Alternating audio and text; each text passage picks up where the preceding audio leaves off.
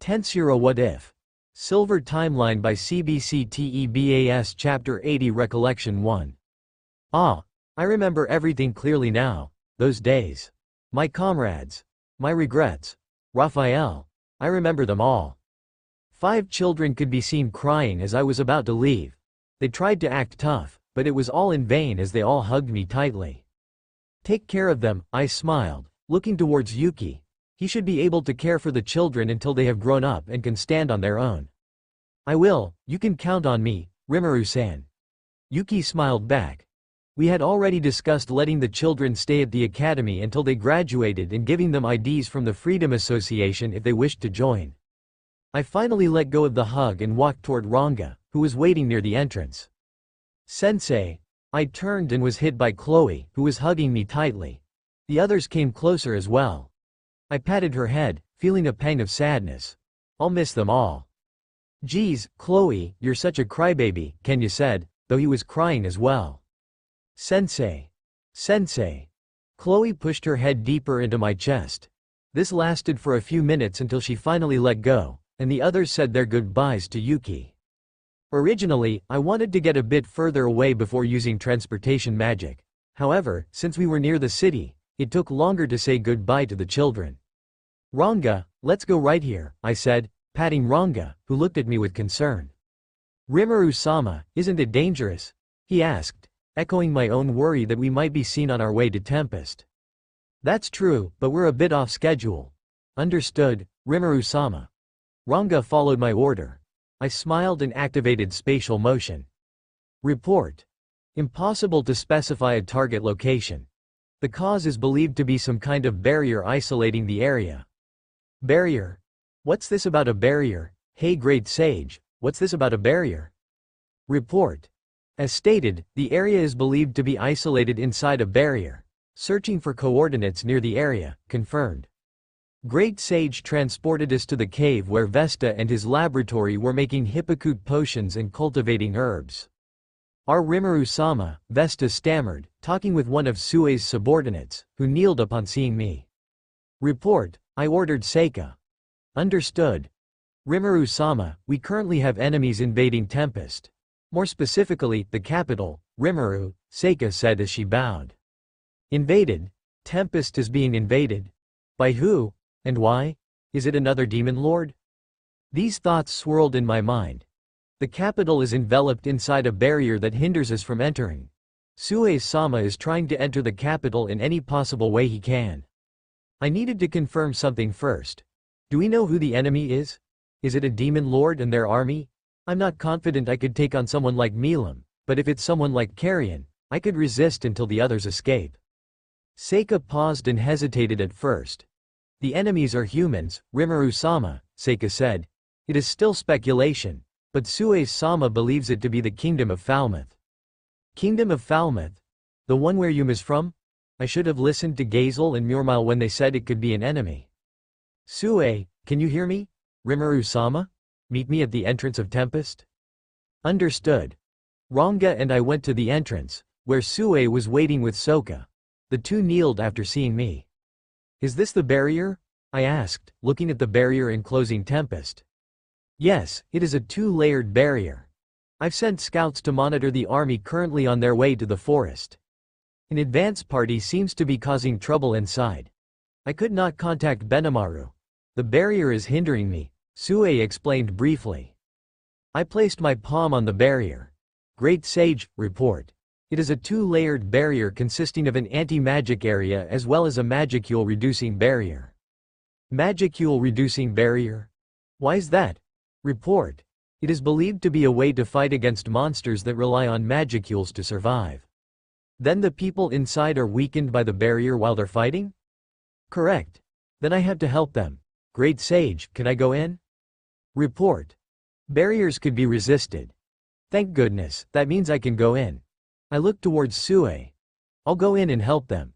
Investigate the incoming army and anything suspicious. Understood, Rimuru-sama. However, how could I contact you? That's right, the barrier hinders communication as well. Oh, I know, I wrapped my wrist in sticky steel thread and passed the other end to Sue.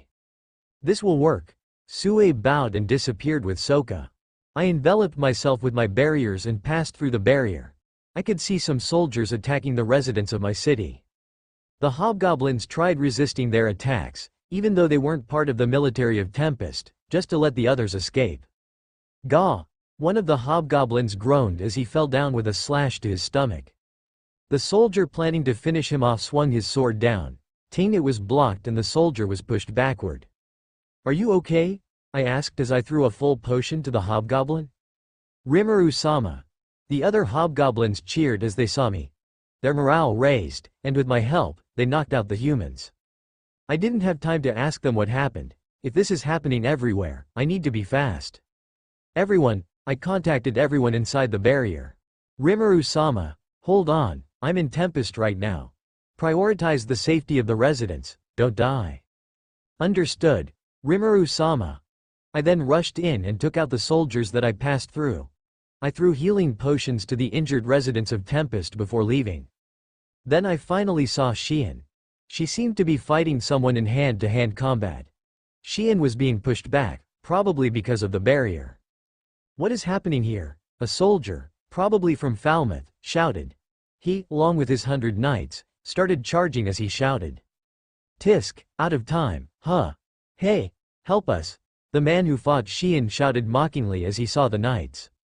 "In accordance with human laws, we have come to assist all of you innocent citizens," the lead soldier shouted as he raised his sword.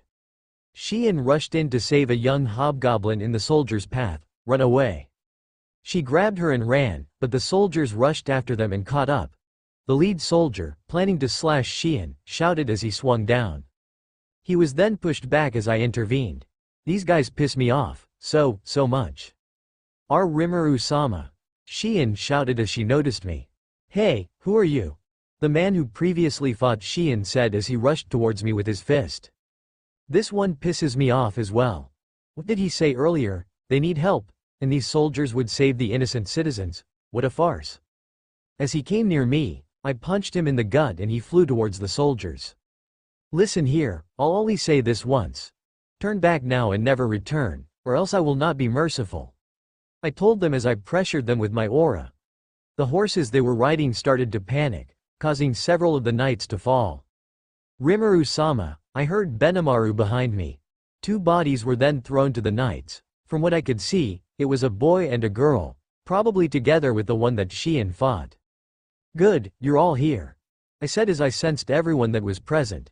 "They may be weakened, but they are still strong enough to fight these guys if they work together." Benimaru, Xian, Hakuro, Shuna, Gobta with the goblin riders, and Geld with the orcs in armor. The lead knight seemed to realize the disadvantage he was facing as he started to sweat. "Do you think you can get away with this? A citizen of our nation was harmed because of your barbarous nature. Humans and monsters are never meant to coexist with each other." The knight tried to scare us. Did he think that had any value right now? No need to lie. I know that this is all a farce to start a fight with Tempest while I am out. He flinched a little, only slightly, but it was noticeable to me. Did he take me for an idiot? Obviously, the communication and barriers were set up so they wouldn't be able to contact me. Those 3 were probably sent to cause problems to have justifications, right? I added. I saw the guy mockingly ask for help. Anybody could guess that it was pre-planned. "That's right. Those 3 picked on Gobzo," Gobta yelled from behind. "See? It was pretty obvious if you think clearly." "Maybe you're right. I'm an idiot for wanting to coexist with humans," I said as I walked forward towards them. My subordinates followed every step I took. "Then let's see your resolve. Fight these barbarous monsters and face the consequences if you lose. You wouldn't mind the consequences, right? After all, monsters are barbarous," I smiled. Soon, a clash between the 2 groups erupted. It was no exaggeration to say that even if they were weakened, my friends could defeat normal knights easily. "What should we do with them, Rimuru-sama?" Benimaru asked as they restrained all 100 knights, including the 3 other worlders. "What should we do? We'll bring them back to their home nation. Leave a message that if they don't retreat, we will retaliate. This should be enough, right, great sage? I mean, these 100 should be elites, and with the 3 other worlders, that should leave a strong impression." Answer. Returning them will leave an impact on the other group. However, it is disadvantageous to return powerful enemies. Ah, that is true. What should I do then? Answer. Recommendation. Devouring the other worlders and crippling the knights. Yikes, great sage, isn't that too heartless? They are still people, you know? Great sage. Understood. Alternative, sealing the skills of the other worlders would be a major blow for them. Can you seal their skills? Huh, I didn't know I could do that. As expected of great sage, you could leave everything to it. Answer. The female otherworlder seems to have a seal that controls when she can use her unique skill. Using this as a reference, a more efficient magic could be created to seal their skills much more effectively. She had a seal, if I recall, that one had a skill that can control a crowd with her voice, right? That is something you wouldn't want someone to use freely, whether an enemy or ally. With that, I sealed the unique skills of the 3 other worlders. We held a meeting to decide how we would proceed with dropping them off to the army that would reach the capital in 2 weeks. In the end, the conclusion was to bring only the strong ones and give the army a final warning. Basically, trying to scare them into retreating so that everything could be resolved without bloodshed. But first, we removed the barrier that was weakening us. I had them send groups to knock out the company at each corner of the barrier. Currently, we have 500 prisoners, and we will only bring the important ones for now. The commander and the other worlders. As the army of Falmouth rested, awaiting the return of their knight commander Fulgen, the king was basking in alcohol with Archbishop Rayheim, imagining the riches that would soon fill their pockets. Raisin, is Fulgen still not back yet? The king asked, slurring slightly, showing the effects of the alcohol in his system. Raisin, the old man who was the chief court mage of Falmouth, bowed. He seems to be taking his time, my lord. Himp. Probably because of those damn other worlders complaining again. Bunch of ungrateful brats. King Edmaris drank as he complained. Soon, a knight came to the tent and kneeled in front. Reporting. A group of monsters is currently rushing in this direction. They number less than 500. From our analysis, the weakest among them are classified as B+, and their strongest to be around A+. Ha ha ha ha. That is all? We have 100 A- royal knights. Our knights and mages range from B- to B, and they number in the thousands. Not to mention the Templar knights that the church gave us that are all B+. Our 20,000 strong army versus their puny 500. They seem to be underestimating us, my lord. Rayheim joined his king in laughing at the monster's stupidity. But if they are here and Fulgen is still not back, Raisin thought cautiously. My lord, if you would let me intercept them, he asked Edmaris, wanting to make sure of his speculation. Sure, show those monsters their rightful place? Raisin and a fraction of the army, consisting of 3,000 men, followed him. As they marched, the 2 groups finally met up. Hold it, monsters, Raisin shouted as he finally got them in his vision. If you come here to surrender, lower your weapons. He saw them talking with each other. Then, 3 people walked towards them, each having a different shade of hair color. A female with purple hair carried 2 bodies, and similarly, a male with red hair also carried 2 people. In front of them was a girl with long silvery blue hair, wearing a mask over her face. I believe these are yours, I signaled, and Benimaru and Sheehan threw the 4 to the ground, revealing their faces. The 4 were the 3 other worlders and the commander of the knights. These are. The old man who looked like a mage reacted, looking at the knight commander and sighing with relief, realizing he was alive. Leave now, and I will overlook this incident, I spoke in a cold tone as I unleashed my aura. Simultaneously, the others did the same. They had been holding it in the capital as humans find thick magicules to be poisonous. A quick shockwave spread everywhere. The men behind the old man flinched, especially the mages. They seemed to be shaking with fear. Do not panic, the old man shouted. We outnumber them and are much stronger than them. He was raising the morale to ensure no deserters appeared. You must be Rimuru Tempest, the ruler of monsters. I'm surprised you escaped that witch Hinata. Witch? Hinata? Who's that? Oh wait, isn't that one of the names of Shizu-san's students? What about this Hinata? I asked, trying to gather information. From what he said, was Hinata supposed to dispose of me? Answer. It could be theorized that Hinata was planning your elimination back in Ingracia. Back then, huh? Yikes. Good thing I escaped. That was a close one. It would have been bad if I hadn't managed to make it in time. You don't know, or are you playing dumb? Well, for what it's worth, ruler of monsters, if I dispose of you, we win, he exclaimed as he activated his magic. Nuclear magic. Nuclear cannon. Devour it all, gluttony. I ate the attack that the old man unleashed at me. From the side, I could sense that the fighting had started. The enemy knights and mages fired at my people, and we fired back. Not surprising, Xian was bulldozing through the group of knights and sending them flying. I think she's overdoing it again. The attack disappeared. That's right, I was fighting someone. Personally, I wasn't in the mood to talk with him, so I just drew my blade. Tisk, summoning magic, war gnome. A glowing knight came out of the ground and blocked my blow. It swung at me, continuously attacking. The hell, this thing is strong, at least Ifrit level strong. Not only that. Fire lance. This bastard is firing at me from long range, and it's annoying. He probably thinks I'll dodge the attack, but instead, I ignore it and rush towards the war gnome. Using a similar concept to when I defeated that lesser demon, I create an aura blade and slash at it. The old man is shocked that I didn't dodge, but even more so that it was not effective. The gnome receives some damage from the attack, but not enough to defeat it. The armor is tough. Can I use Hellflare on it? Maybe Black Lightning would work. Suggestion. Use Black Flame and aim for the stomach of the war gnome. Its core seems to be located there after analysis. I see, I could defeat it by destroying the core, as expected of Great Sage. This ends here. I invoke Black Flame onto my sword and stab at the stomach of the Earth Spirit. Impossible. That was a superior spirit, the old man shouts in disbelief. I get behind him and knock him out as he is surprised by the defeat of his summoned creature. Your leader is defeated. Surrender now or face me, I shout to the army that is still fighting us.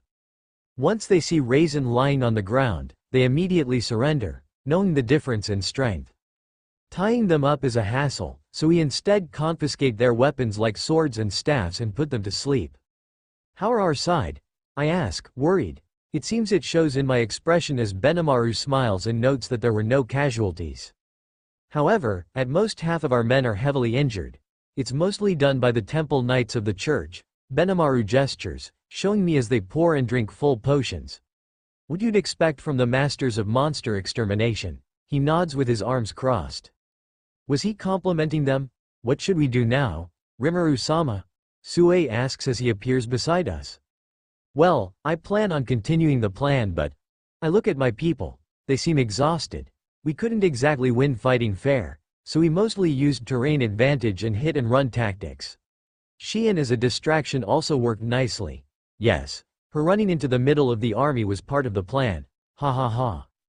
We'll have the rest retreat. Benimaru, Sue, Xian, Ranga, Geld, Gobta, and Gabble will be coming with me. Hikuro, I'm sorry, but could you lead them to retreat? Ho, no problem. Rimuru-sama. He smiles as he strokes his beard. Good, everyone, let's go. Xian, Geld, and Gabble carry the four with the addition of the old mage. Hey, Great Sage, could I also seal the old man's abilities? Answer. It is possible to seal the individual's magical abilities using curse magic. Wow, since when did I have that? It was in the Ingracia library.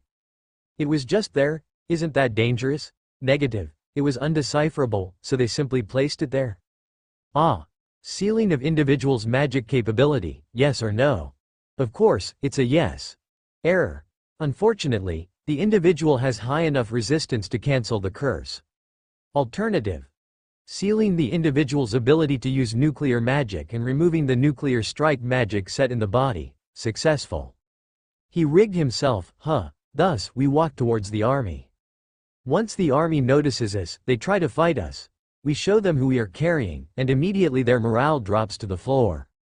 Of course, the entire time I am releasing my aura.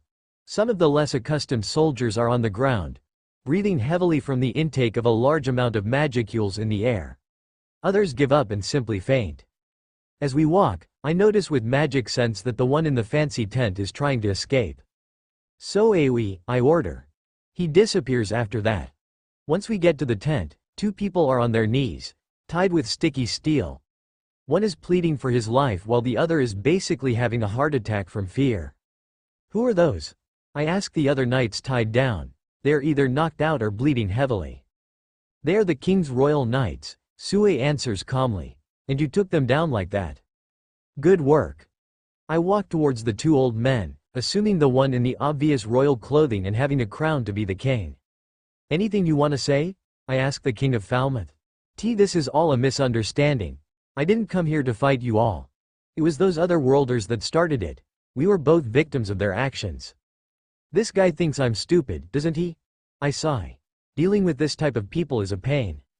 Listen, I grab him by the hair and pull him close to my masked face. I'll only say this once. Take your army and leave Tempest. If you don't, we will not show you mercy and will be the monsters you wish we weren't. A bit of threatening should do the work. Wait, did he? Ew. He peed himself. I let go of him and have the 5 people we were carrying drop to the ground. Let's go. I walk with my friends and plan on leaving. Oh yeah, King of Falmouth, you have until nightfall to leave this place. Or else we will come while you sleep. I say as I fire black lightning on an empty area near their camp. After that, we use transport magic and leave the place. Of course, I have Sue observe their movements, and if they try anything suspicious, we will really eliminate them. What about the enemy soldiers imprisoned in our dungeon? Rimuru-sama, Shion asks as if she just recalled them. Ah, I forgot about them. I'll just ask Vesta and Kaijin what to do with POWs. Rimuru-dana, how was the fight? A man asks me as I return, a familiar face arriving. Hey, Mjormil. Sorry that this happened while you were here. He was supposed to visit the town as a merchant that I hired to see what else we could sell outside. No, it's fine. Mjormil smiles, then his eyes turn serious. Does Dana know why this happened? Unfortunately, no, I personally don't know. We plan on having a meeting for that, actually. That was the plan, after having Falmouth retreat. We'll discuss the origin of their assault on our country. Of course, this could be done by just interrogating the POWs. Mind if I join in? Mjormil wants to join. Does he have something to add? I don't mind. I shrug and turn to Rigard. He nods and guides Mjormil to the meeting room. Ah, Rimuru-sama. Benimaru comes rushing to me. We found the one that invoked the anti-magic area. I follow Benimaru and he brings me to where the perpetrator and 2 other individuals are imprisoned. Once Yum notices me, he starts to beg. Boss, listen to me. Please forgive Murin, please. I'll do anything you want. Please don't hurt her. Murin? Is that the girl beside her? Looks like she has already given up on life, to me. Rimuru-sama, this one is the one that did it. Benimaru gestures to Murin. I see, that's why Yum is begging for her life. Rimuru-sama, please spare her life. Grucius, who is the 3rd one imprisoned, finally speaks. Why the hell is he in there? He tried to let the girl escape. Rimuru-sama. Benimaru notices my confusion and tells me the reason for his imprisonment. Quiet for now, you two, I order.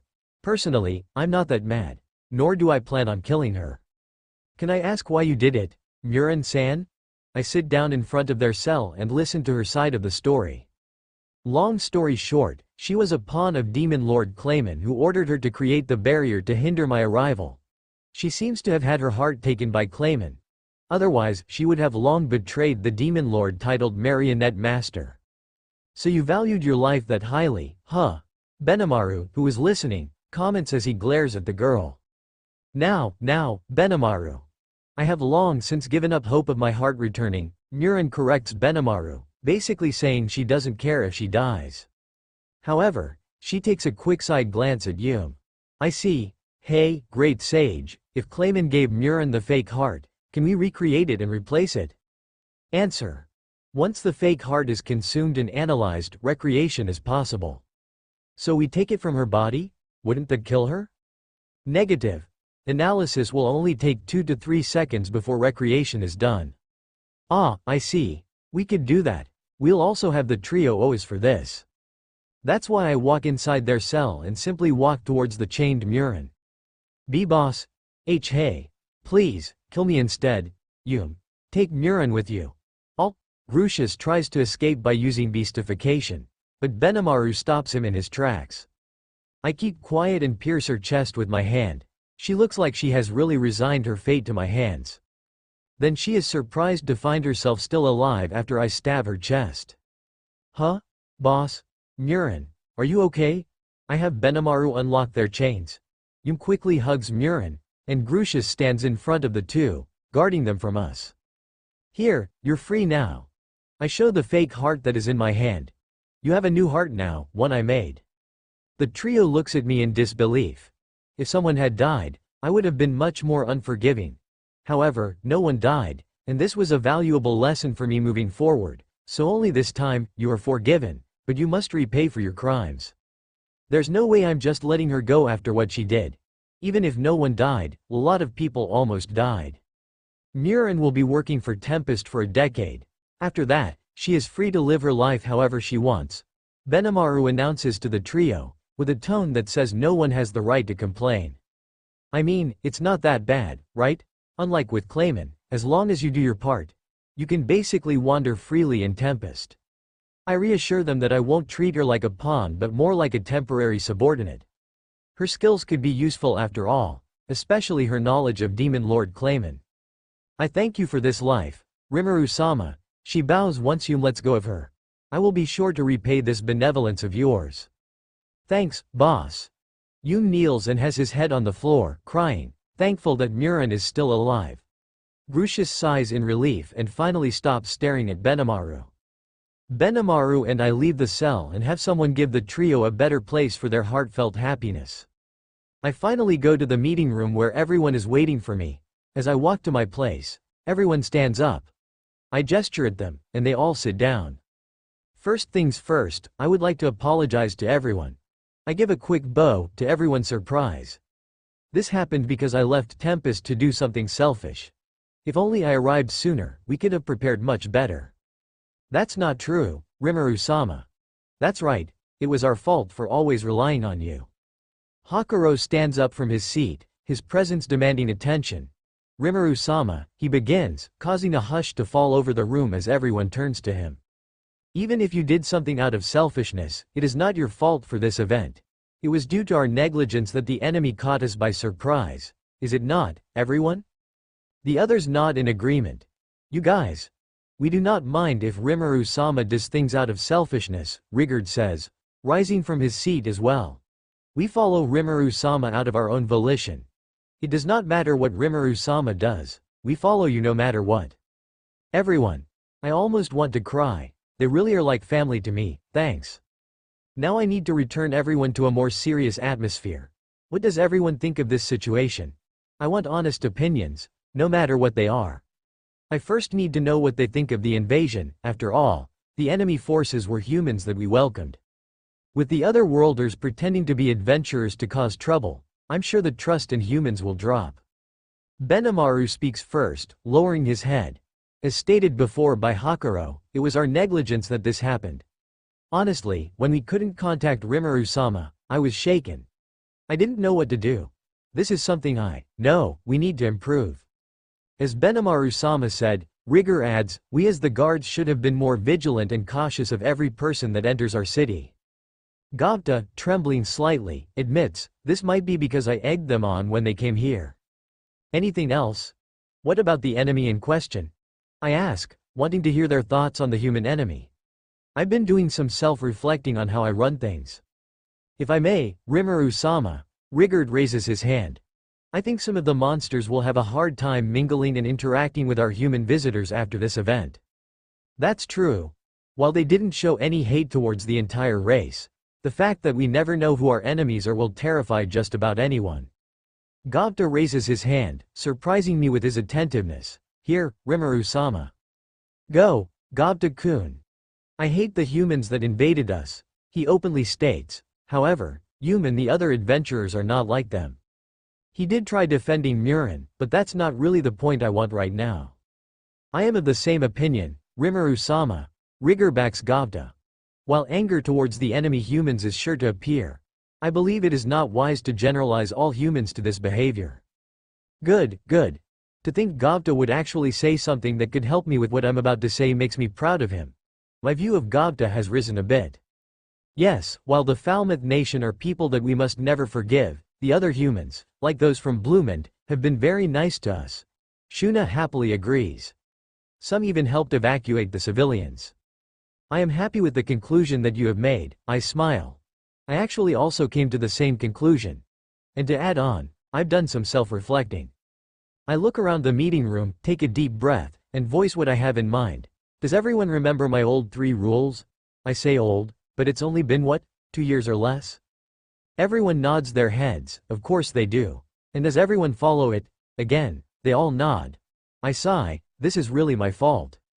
Did my 3rd rule hinder you in any way when fighting the invaders? Some of them jolt in their seats. I didn't fail to notice that.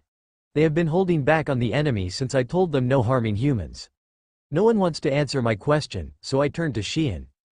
Xian, I noticed you didn't use your sword when you were fighting. Did you do it because you were in the city or because of my rule? That is. Xian tries to look for help from the others.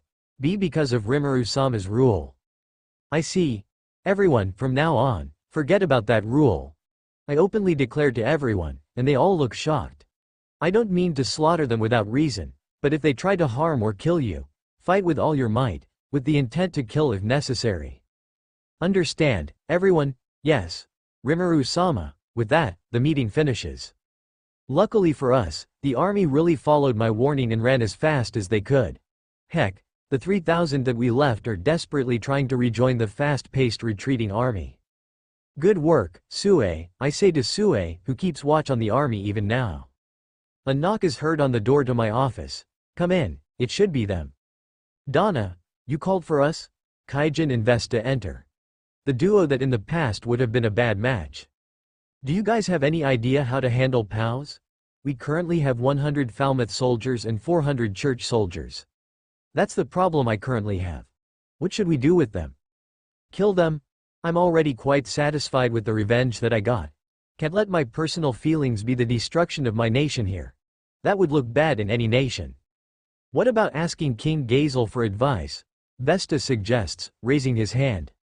That's actually a good idea, and with that, I throw the problem to Vesta. Rimuru-sama, if I may? Benimaru asks, raising his hand. I nod for him to continue. Earlier today, Golden Horn of the Beastketeers, Albus, requested us to take their refugees. Benimaru pauses for a bit, swallowing before continuing. It seems Demon Lord Milim has declared war on Eurazania. What, Milim? As in that Milim? I stand up, surprised. What the heck is that idiot doing now? We got cut off earlier because of the barrier, Rigard adds. We were able to reconfirm with them while Rimuru-sama and the others were away. Milim-sama has indeed declared war. The reason? They did not know either. We are expecting to receive them here in less than 5 days.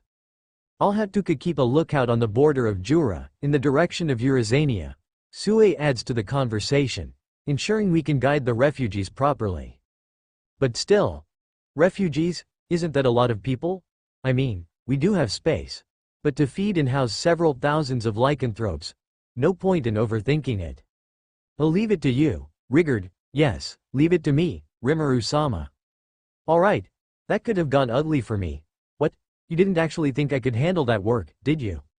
With those matters settled, for the next few days we have been rebuilding the damages and reforming a few things. Gazel and his Pegasus Knights arrive after 3 days. Rimuru, you seem to be having quite the problem on your hands. Gazel shakes hands with me as we meet up. They just arrived with their Pegasi, all 100 of them. We have them guided inside, and me and King Gazel sit in my office. About the prisoners, Gazel thinks with his fingers on his chin. The obvious and best action would be to return them to Falmouth. It could give you a better impression as both a monster and a nation. They can't criticize you for being heartless for returning them. That's what we had thought up too, but we aren't quite sure that just returning them would be beneficial. We could just be returning forces to the enemy that wants us dead after all. I shrug. Returning them and being good monsters is good. But if returning them means boosting Falmouth's military, it would be just fine to let them rot in their cells. I take a sip of my tea. But there are people from the church there. They could be used as an excuse if we don't return them. I sigh at the complicated situation. How are you treating them? Normal, I casually say. I'm not really into torturing prisoners. Imprisoned, then we give them food twice a day. Twice? You sure are forgiving on them. King Gazel raises a brow. Any nation would be considered nice if you give them food once a day. Even my nation of Dwargo only gives prisoners of war 1 meal a day. And considering how good your food here is. Aren't they living in luxury here? Is what King Gazel is implying. I'm not really good at this war politics. I scratch my head, simply admitting the fact. Actually, isn't that why I asked for his help here? So, King Gazel, do you have any suggestions? He goes silent again. I sip my tea quietly as I wait for his decision. Rimuru, yo, this may sound unappealing, but what about handing them to us? King Gazel looks at me, analyzing my expression, thinking of my response. Sure, sweet, I don't have to deal with them anymore? King Gazel looked at me with a frown. I know I shouldn't say this, as the person who suggested it, but you should first know why before agreeing too quickly. We will act as a third party, known to be neutral. We will handle the exchange of prisoners and compensations, among other things. Luckily, you have been generous to them, which we can use as leverage to boost your reputation as a kind king and nation. King Gazel began to explain everything in detail. Basically, he'll act as an intermediary between our two nations. Since Dwargon is representing, there won't be any complaints about trustworthiness. It will show that not only does Dwargon trust Tempest, but Tempest also feels the same by entrusting valuable prisoners of war to them. Both nations stand to gain from this action, increasing their reputation and value in the eyes of the world. Tempest will be seen as a kind nation, even when attacked, and Dwargon will back this new nation. With those talks, we shook hands and handed over the prisoners. King Gazel gave me a smirk. We'll give them only 1 meal a day, and it won't be a delicious meal. This way, they can compare how they were treated here to the normal treatment of POWs. He laughed as he returned to Dwargon. Fuse and some adventurers came to support us. They saw the whole transportation of prisoners and concluded everything was already over by then. He was given a rough explanation of the entire plan and gave a thumbs up, pledging his nation's support. Isn't he a nice guy? I handed him some of our brandy and let him relax in the hot spring after that. Later that day, we received a report from Tuka that the lycanthropes were less than a day away. Rigard, with Geld's help, had already set up a camp for them to rest on. Ririna was taking care of the food distribution. Rimuru-sama, Albus bowed to me, with Sophia a little behind her, also bowing. Thank you for accepting us. Eurazania will never forget this debt. Right. If Rimuru-sama is ever in trouble, we will help in any way we can, Sophia added with a fist pump, her grin wide. It's fine, but still, what happened? Is Carrion-san going to be okay? I asked, sitting on Rigard's shoulder, with the goblin riders and guards guiding the refugees to their camp. Of course, Carrion-sama would not be defeated, Sophia nodded confidently. That's nice and all, but we're talking about Milim. According to Great Sage's analysis, I had a 50 to 70% chance of winning against Carrion if I got serious. But Milim? That's a no-go in any simulation. Correction. The percentage was analyzed with magicules as the only factor.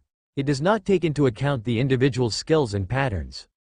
Well, I guess I shouldn't have been too arrogant in thinking I had a fighting chance with Carrion. He is a demon lord, after all. Luckily, Great Sage corrected my misunderstanding. Carrion is still an unknown in terms of combat but is stronger than me. I had them guided to Tempest and explained the entire situation in more detail, retelling some facts for confirmation. The next day, I felt a minor earthquake. Maybe a volcano erupted far from here. Several minutes later, there was a knock on my office door. Rimuru-sama. Vesta came in with an exhausted-looking Phobio. Hey, are you okay? I had Phobio sit him down on the sofa. I thought you stayed in Eurazania? I need to report something urgently to my friends and to Rimuru-sama.